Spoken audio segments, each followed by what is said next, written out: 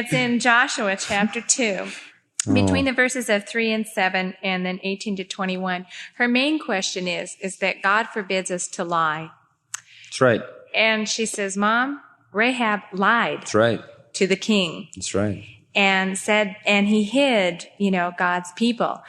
But God says it's a sin to lie. Now, how do you reconcile the fact that she lied, right? And God honored her lie? And no, she sinned, and God honored her faith. Oh, so you're right back to the same principle again. God did not honor her lie. She didn't have to do that. Oh, God would have saved His people anyhow. But she had very little information. All she knew about God was what she had heard drifting along as they moved from Egypt into Canaan. Mm-hmm. And she heard the exploits of this great God, and she believed in the true God.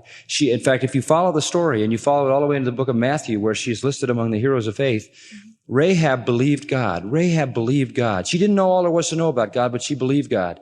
And maybe she didn't understand all there was to the morality that God had identified as what is right. Maybe in her culture, lying was acceptable. Mm-hmm. But what she did know, she believed and adhered to. And she knew this was the true God, and she wanted to stand with the true God against her entire society. God honored her faith. God didn't honor her lie. And if she'd have told the truth, God would have equally, in fact, more gloriously and wonderfully spared His spies. In fact, I've often thought to myself, if she hadn't lied, and if David hadn't played the fool, and if other people in the Bible had just done what was open, upright, and truthful, think of what things God would have done that He was not, able to do because they lied and covered up something. So God didn't honor her lie.